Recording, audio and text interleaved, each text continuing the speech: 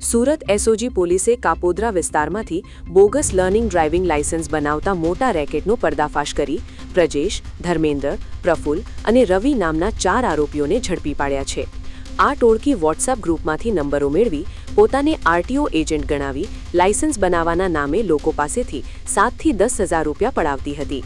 તેઓ એમ પરિવહન એપમાં અધૂરું ફોર્મ ભરી ડબ્લ્યુપીએસ એપમાં એડિટિંગ કરીને નકલી લાયસન્સ બનાવી આપતા હતા। છેલ્લા 6 મહિનાની ચાલતા આ રેકેટમાં આરોપીઓએ 30 જેટલા નકલી લાયસન્સ બનાવ્યા છે અને 50 જેટલા લોકો પાસેથી પૈસા લઈ છેતરપિંડી આચરી છે। પોલીસે તેમની પાસેથી 4 મોબાઈલ અને 13 નકલી લાયસન્સ સહિત 30,000નો મુદ્દામાલ જપ્ત કર્યો છે, જેમાં મુખ્ય આરોપી પ્રજેશ સામે અગાઉ પાસા અને ચોરી સહિતના 7 ગુના નોંધાયેલા છે। હાલ કાપોદ્રા પોલીસ મથકે ગુનો નોંધી વધુ કાર્યવાહી હાથ ધરવામાં આવી છે।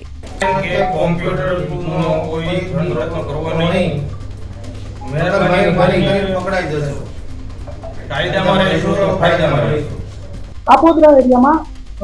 4 જે મિત્રો છે એ લોકો બોગસ લર્નિંગ લાયસન્સ બનાવવાનું એક કરેલું છે। એ લોકો કરતા હતા તો એસઓજીના ધ્યાને આવતા આ લોકોને પકડી પાડવામાં આવે। તેમની પાસેથી આવા લર્નિંગ જે બોગસ લાયસન્સ બનાવ્યા એ પણ જપ્ત કરે છે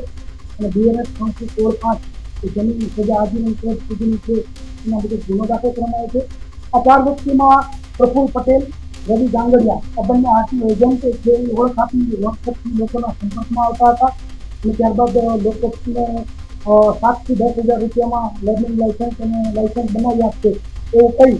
અને ધર્મેન્દ્ર શેખડિયા એમ પરિવહનમાં આ લોકોની એપ્લિકેશન કરતો અને ત્યારબાદ ઓટીપી જનરેટ થતો અને ઓટીપી જે તે વ્યક્તિ પાસેથી માંગતા હતા એટલે એ લોકોને એવું થાય કે ભાઈ સાચી લાયસન્સ આપે છે અને ત્યારબાદ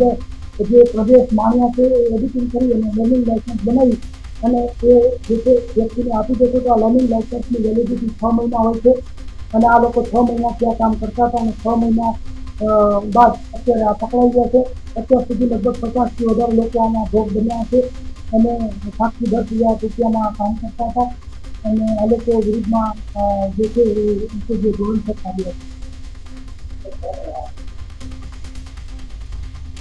અત્યારે તો જે આપણને પેડ લાયસન્સ મળે છે સુરત આરટીઓના જે છે બનાવતા હતા અને બાકીની જે બીજા કેટલા ભોગ બનનાર છે અને કયા આરટીઓને બનાવે છે એક લાયસન્સના લોકો નેગોશિએશન કરીને મિનિમમ 7,000 અને વધુ 10,000 રૂપિયા 6 મહિનાથી આ લોકો આ કામ કરતા હતા અને 6 મહિના બાદ સામાન્ય ભણેલા લોકો છે પરંતુ